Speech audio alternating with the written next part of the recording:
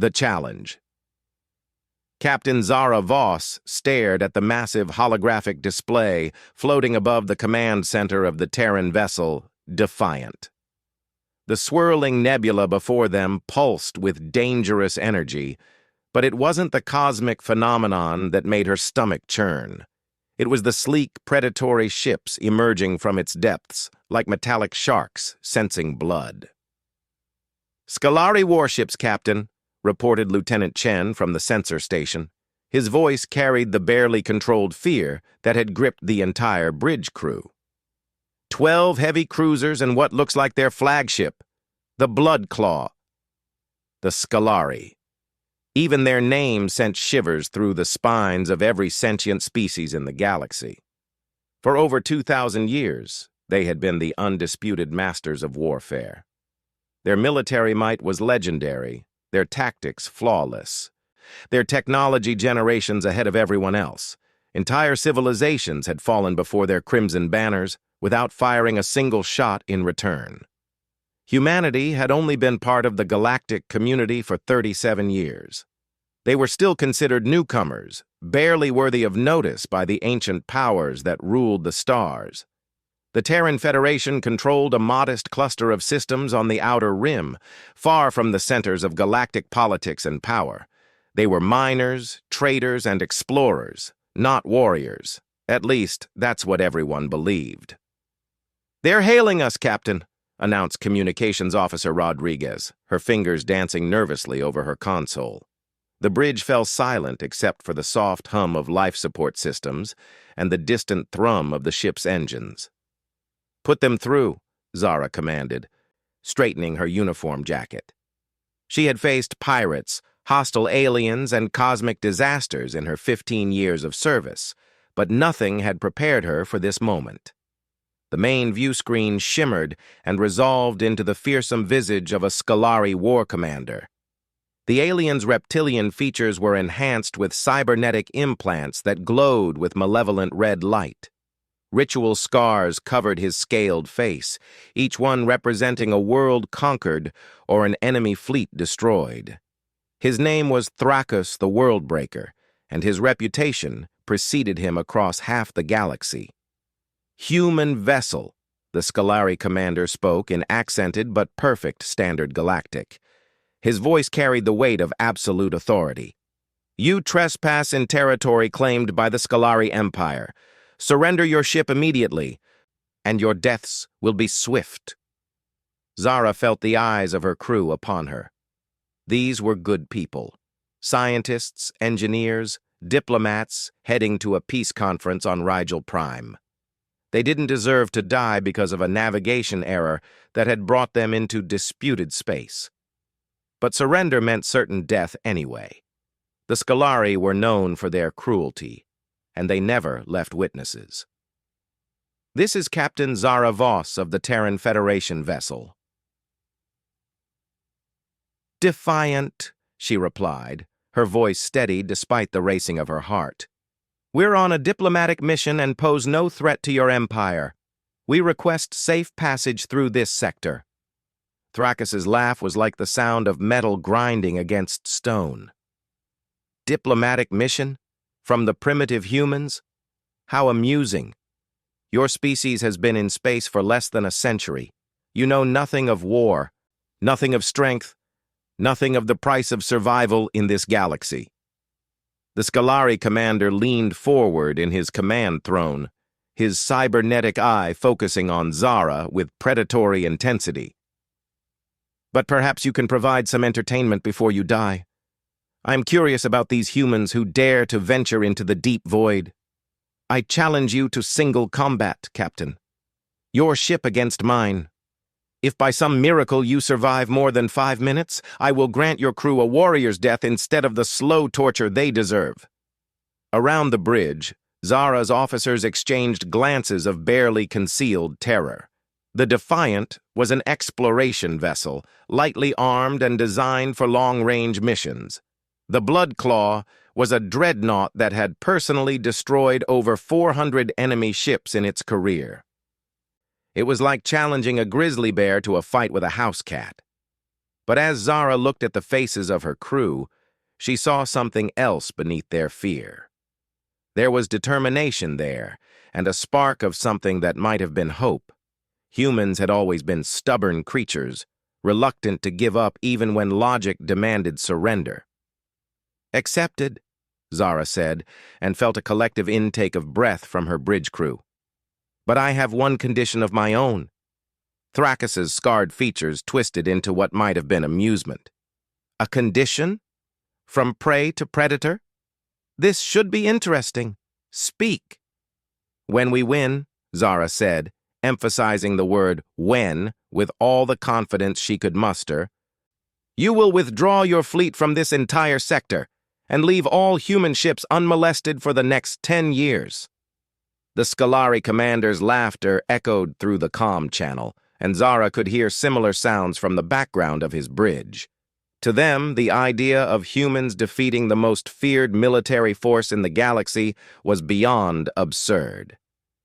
"When you win," Thrakis repeated, wiping moisture from his cybernetic eye. "Oh, human, your delusions are magnificent. Very well. I accept your condition, knowing that it will never come to pass. Prepare your vessel for destruction, Captain Voss. You have 5 minutes to make peace with whatever gods your primitive species worships." The communication cut off, leaving the bridge in tense silence. Zara turned to face her crew, seeing fear and doubt warring with loyalty in their eyes. She knew what they were thinking. The Scolari had never lost a fleet engagement. Their tactics were studied in military academies across the galaxy as examples of perfect warfare. Their technology was so advanced that some species regarded it as indistinguishable from magic. "Captain," spoke up Commander Hayes, her first officer. His voice was carefully controlled, but she could hear the question underneath. "What are your orders?" Zara walked to the tactical display, her mind racing through possibilities. The Defiant had some advantages that the Scolari might not expect. Human technology was newer, cruder in many ways, but it was also innovative. Humans had a reputation for finding unconventional solutions to impossible problems. They had to use that now. "Mr. Chen, full sensor sweep of the enemy formation," she commanded. "I want to know everything about those ships. Power signatures, weapon systems, shield frequencies, even how many crew members they have on board." "Aye, Captain. Sensors are at maximum resolution." Chen's fingers flew over his console. "Captain, their power readings are incredible. The flagship alone has more firepower than our entire home fleet." "Mr. Torres," Zara called to her chief engineer, "I need you to reroute all non-essential power to our shields and weapons. Strip power from life support if you have to. We only need to survive for a few minutes." "Already on it, Captain," came the reply from the engineering station. "But our weapons won't even scratch their shields. Their defensive systems are at least 50 years ahead of ours." Zara nodded grimly. She had expected as much. In a straight fight, the Defiant would last exactly as long as it took the Scolari to target and fire their main weapons. But humans had never been known for fighting fair. "Ms. Rodriguez, open a channel to engineering. I need to speak with Dr. Kepler immediately." Dr. Sarah Kepler was the mission's chief scientist, a brilliant physicist who had been working on experimental energy theories that pushed the boundaries of known science. If anyone could find an edge in this impossible situation, it would be her. The view screen shifted to show the ship's main laboratory, where Dr. Kepler was frantically working at a bank of computers. Her graying hair was disheveled, and her lab coat was covered in coffee stains. But her eyes burned with the intensity of someone who had just made a breakthrough. "Captain, I've been monitoring the tactical situation," she said without preamble. "I think I know how we can win this." The bridge crew turned to stare at the view screen in disbelief. Win? Against the Scolari? The idea seemed impossible. "I'm listening, Doctor," Zara said carefully. "The Scolari ships are using quantum-locked shield harmonics," Kepler explained rapidly. It's incredibly advanced technology, but it has one weakness. The shields operate on a fixed frequency that can't be changed during combat without shutting down the entire defensive grid. Commander Hayes frowned. But how does that help us? We don't have weapons that can penetrate those shields regardless of their frequency. Dr. Kepler's smile was almost predatory. No. But we have something better. The prototype quantum disruptor I've been working on. It was designed to study stellar phenomena, but I can modify it to create a resonance cascade in their shield frequency. It won't destroy their shields, but it will make them visible to our weapons for about 30 seconds. 30 seconds, Zara mused. Against 12 ships and a dreadnought. It would have to be perfect. There's more, Captain, Kepler continued. The nebula we're in is rich with exotic particles. If I can create a chain reaction using the disruptor, I might be able to turn the entire cloud into a weapon. The Scolari ships would be caught in a storm of charged plasma that would overwhelm their defensive systems. It was insane. It was desperate. It was the kind of plan that would get them all killed if it failed. But as Zara looked around the bridge at her crew, she saw something that surprised her. They weren't looking at her with fear anymore. They were looking at her with hope.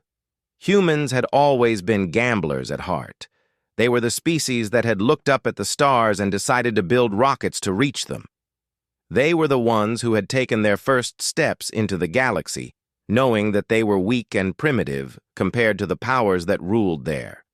But they had taken those steps anyway, because humans never backed down from a challenge. "Do it," Zara commanded. "All hands, prepare for combat. We're about to show the galaxy what humans are really made of." As the crew sprang into action around her, Zara felt a strange calm settle over her mind. In a few minutes, they would either be dead, or they would have accomplished something that every military expert in the galaxy would say was impossible. Either way, they would face it as humans, stubborn, the battle. The Defiant shuddered as Dr. Kepler's modified quantum disruptor came online. Deep in the ship's laboratory, exotic energies swirled through crystalline matrices that had never been designed for combat applications. The entire vessel hummed with barely contained power as every system was pushed beyond its safety limits. "Disruptor charging at 60%, Kepler's voice crackled over the intercom. "I need 2 more minutes to reach full power." On the main view screen, the Scolari fleet had formed into a perfect attack formation. Their ships moved with mechanical precision, each vessel taking its assigned position in a pattern that had been refined through countless battles. The Blood Claw held position at the center, its massive hull bristling with weapon emplacements that could reduce a planet to molten slag. "Captain, they're beginning their attack run," Lieutenant Chen reported. His voice was steady now, the initial fear replaced by the focused calm that came with accepting one's fate. "All ships are powering weapons and moving to optimal firing positions." Zara watched the tactical display with the eye of someone who had studied Scolari battle tactics in the academy. Their approach was textbook perfect, a synchronized assault that would overwhelm their target's defenses through sheer firepower and precision timing. No enemy had ever survived their opening volley intact. "Time to disruptor readiness?" she asked. 90 seconds, Captain," came Kepler's reply. "But I'm detecting some instabilities in the quantum field. The exotic particles in this nebula are more reactive than I anticipated." That could be good or bad. Zara had learned long ago that in desperate situations, sometimes the unexpected was your only ally. "Continue charging, Doctor. We only get one shot at this." Commander Hayes moved closer to the captain's chair, his voice dropping to a whisper. "Captain, even if the disruptor works perfectly, we're still outnumbered 12-1. How do we use 30 seconds of vulnerability to destroy an entire fleet?" Zara's smile was grim but determined. "We don't fight them like Scolari, Commander. We fight them like humans." The view screen erupted in crimson light as the Scolari opened fire. Dozens of energy beams lanced through space, each one capable of vaporizing a lesser ship. The Defiant's shields flared to life, absorbing what damage they could, while the ship's evasive systems threw it into a wild corkscrew pattern that would have made a seasoned pilot sick. "Shields down to 70%, Torres reported from engineering. "They're not even trying yet, Captain. That was just ranging fire." Zara gripped the arms of her chair as another volley shook the ship. The Scolari were toying with them, demonstrating their overwhelming superiority before delivering the killing blow. It was a psychological tactic designed to break enemy morale, and it had worked on countless species before. But humans had always been stubborn about accepting defeat. "Dr. Kepler, status report," Zara called out. 30 seconds to full charge. "Captain, I'm reading some very strange energy patterns in the nebula. The exotic matter here isn't just reactive, it's actively responding to quantum manipulation. I think this cloud might be some kind of dormant stellar nursery." That gave Zara an idea. A terrible, beautiful, utterly insane idea that just might work. "Doctor, what would happen if you overloaded the disruptor instead of using it for a targeted pulse?" There was a long pause before Kepler's voice returned, tinged with scientific excitement. "The quantum cascade would propagate through the entire nebula. Every exotic particle would become a potential energy source. Captain, the chain reaction could turn this entire region of space into a star. A temporary star? Very temporary. Maybe 30 seconds before it collapses back into normal matter. But during that time, the energy output would be..." Kepler's voice trailed off as she ran calculations. "Captain, it would be like detonating a bomb the size of a small sun." Around the bridge, the crew exchanged glances of amazement and terror. They were talking about creating a stellar phenomenon that could be seen from halfway across the galaxy. The energy release would be beyond anything in recorded military history. It would also almost certainly destroy them along with the Scolari. "Survival probability for the Defiant?" Zara asked quietly. "If we're at the epicenter when the reaction begins, 0%. But if we could somehow get outside the immediate blast radius..." Kepler paused for more calculations.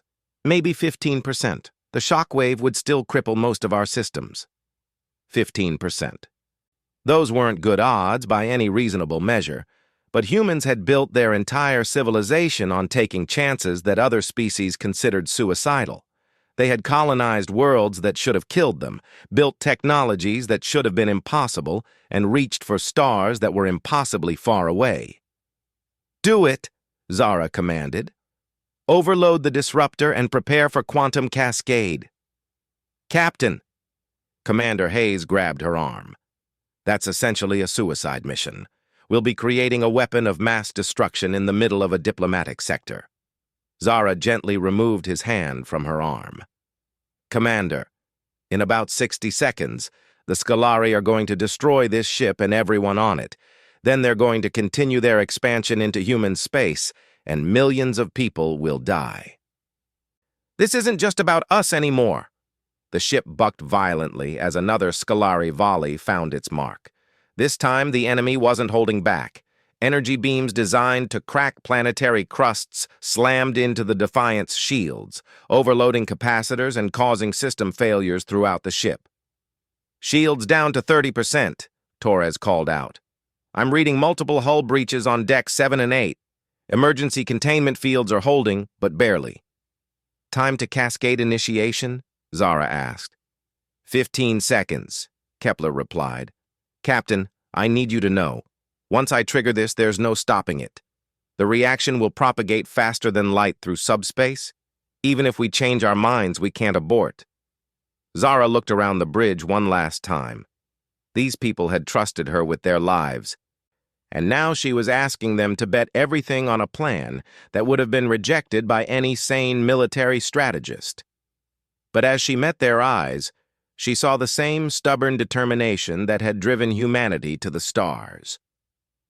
"All hands, this is the captain," she announced over the ship-wide intercom. "We're about to attempt something that no one has ever tried before. We're going to create a star and use it as a weapon. Our chances of survival are minimal, but if we succeed, we'll save countless human lives and show the galaxy that humanity won't be conquered without a fight." She paused, feeling the weight of history pressing down on her shoulders. "I won't lie to you. We'll probably die in the next few minutes, but we'll die as humans, free, defiant, and absolutely refusing to surrender. All stations, prepare for quantum cascade initiation." "Cascade ready, Captain," Kepler announced. "Initiating in 3, 2, 1. The universe exploded. Deep within the exotic matter of the nebula, quantum fields that had remained stable for millions of years suddenly destabilized. Particles that existed in 11 dimensions simultaneously collapsed into normal space-time, releasing energies that had been locked away since the formation of the galaxy. The chain reaction propagated outward at superluminal speeds, turning a cloud of cosmic dust into the heart of a newborn star. The Defiant was thrown forward by the initial shock wave like a leaf in a hurricane. Every system on the ship overloaded simultaneously as energies beyond human comprehension washed over the hull. Emergency lights flickered and died, replaced by the hellish glow of stellar fire streaming through the viewports. Through the chaos, Zara caught glimpses of the Scolari fleet. The perfect formation that had seemed so menacing moments before was now scattered like toys in a child's tantrum. Ships that had ruled the galaxy for 2,000 years tumbled helplessly through space as their advanced technology failed them in the face of forces they had never imagined. The Bloodclaw, pride of the Scolari Navy, spun end over end as its quantum-locked shields collapsed under the assault of raw stellar energy. For a brief moment, Zara saw Commander Thrakus on her view screen, his cybernetic eye wide with disbelief as his invincible dreadnought was reduced to a burning wreck. Then the shock wave hit the Defiant fully, and consciousness fled into blessed darkness. When the sensors cleared and the emergency power came back online, the nebula was gone. In its place was an expanding ring of superheated plasma that would glow in the visible spectrum for the next 1,000 years. At the center of the ring, where the Scolari fleet had been, there was nothing but empty space and scattered debris. The Defiant hung motionless in the void, the aftermath. 3 days after the battle, rescue ships from the Terran Federation found the Defiant drifting in the outer edges of the expanding plasma field. The exploration vessel was barely recognizable. Her hull was scorched black, entire sections had been torn away by the stellar shock wave, and her engines were completely dead. But she was intact, and her crew was alive. Captain Zara Voss sat in the medical bay of the rescue ship, Aurora, watching news feeds from across the galaxy on a portable display. The destruction of the Scolari fleet had sent shock waves through galactic civilization that were still rippling outward. For 2,000 years, the galaxy had operated under one simple assumption: the Scolari were invincible. That assumption had just been shattered by a species that most civilizations considered primitive newcomers. "Captain, you have a visitor," announced Dr. Martinez, the Aurora's chief medical officer. Despite his protests, Zara had been confined to the medical bay while her radiation exposure was monitored. The stellar energies that had destroyed the Scolari fleet had also bathed the Defiant in exotic particles that could have long-term effects on human physiology. The visitor was Ambassador Elena Vasquez, the Federation's chief diplomat and one of the most powerful people in human space. She was a small woman with silver hair and intelligent eyes, but Zara had seen her reduce alien dignitaries to stammering confusion with nothing but words and careful reasoning. "Captain Voss," the ambassador said, taking a seat beside the medical bed. "I've just come from an emergency session of the Galactic Council. I thought you should know. Humanity has been formally invited to join the Council as a permanent member with full voting rights. Zara blinked in surprise. The Galactic Council was the governing body for all major spacefaring civilizations. Membership was typically reserved for species that had been in space for at least 500 years and controlled significant territory or resources. Humanity met neither of those criteria. "They're offering us a seat because they're afraid of us," Zara said quietly. Ambassador Vasquez nodded. "The footage of the battle has been analyzed by every military expert in the galaxy. Do you know what terrifies them most? It's not that you created a weapon capable of destroying an entire fleet. It's that you were willing to use it even though it meant almost certain death for you and your crew." The ambassador activated a holographic display showing news feeds from across known space. Alien commentators spoke in hushed tones about the human factor that military strategists were now scrambling to understand. Several species had already requested formal military alliances with the Terran Federation. "The Zephyrians have offered us exclusive mining rights to 3 star systems in exchange for a mutual defense pact," Vasquez continued. "The Crystalline Collective wants to share their quantum computing technology with us. Even the Vorthon Empire, which hasn't spoken to anyone for 3 centuries, has sent diplomatic envoys asking for a meeting." Zara watched images of human ships being welcomed at space stations that had previously refused them docking privileges.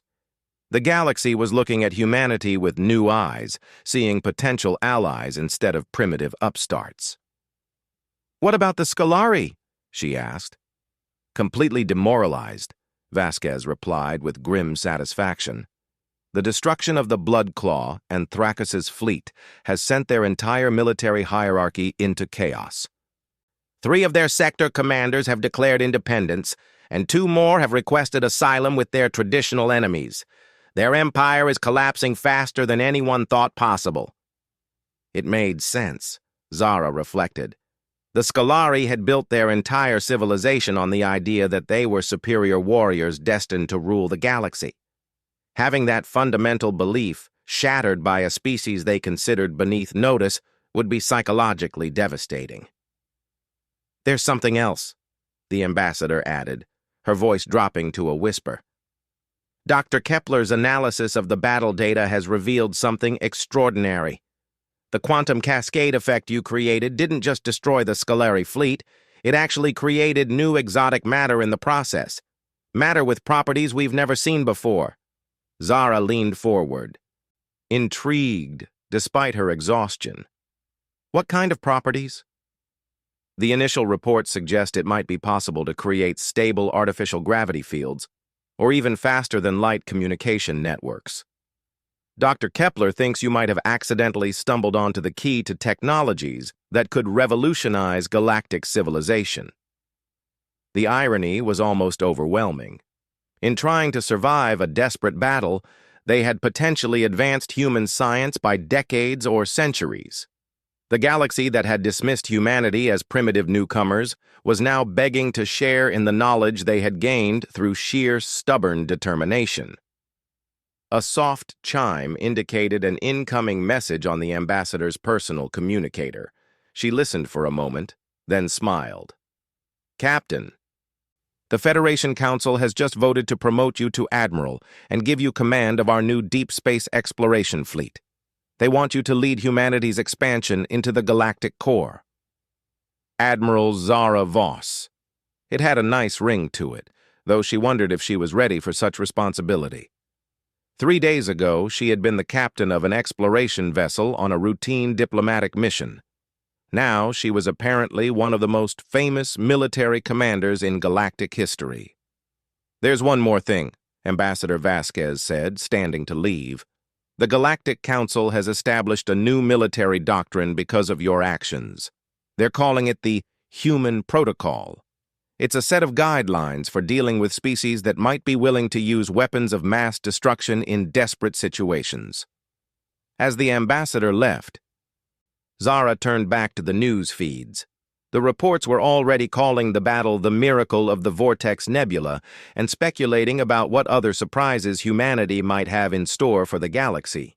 She watched interviews with alien military experts who were trying to understand how a primitive species had managed to defeat the most advanced fleet in known space. They were missing the point, she realized. It wasn't about technology or superior tactics or even luck. It was about something much simpler and much more fundamental to human nature. Humans didn't know when to quit. Every other species in the galaxy had learned to calculate odds, to surrender when defeat was inevitable, to accept their limitations and work within them. But humans had evolved on a world that should have killed them a dozen times over.